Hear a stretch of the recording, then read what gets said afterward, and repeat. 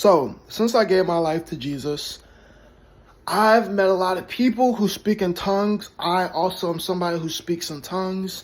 And a lot of people don't know what tongues is. And I'm going to read about it in the Bible, but I'm just saying I speak in tongues. I've met a lot of people who speak in tongues. And there's people who want to speak in tongues. And it's so simple. You just ask the Holy Spirit to let you speak in tongues. And usually you speak in tongues. And a lot of people don't actually know what tongues are.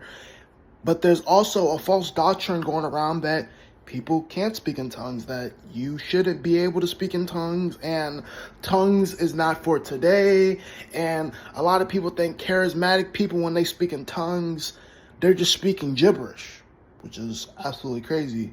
But it says in Corinthians 1 verse 14, chapter 14, it says, "It's good that you are enthusiastic and passionate about spiritual gifts, especially prophecy.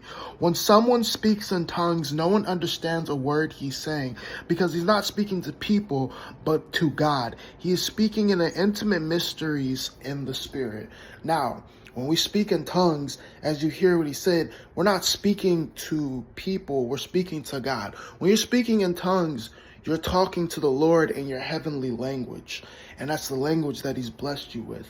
And many times, that's why you need an interpreter, because someone who can interpret tongues, which is also a spiritual gift that we'll learn about later, an interpreter to see what tongues they're saying, which me personally, I've met people who interpret tongues, and usually most of the time, it's a heartfelt thing that the Lord is saying about you.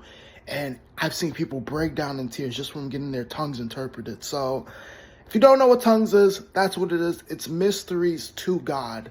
And you're talking basically in your heavenly language to the Lord. So hope that was a good video for you guys today. Crazy revelation.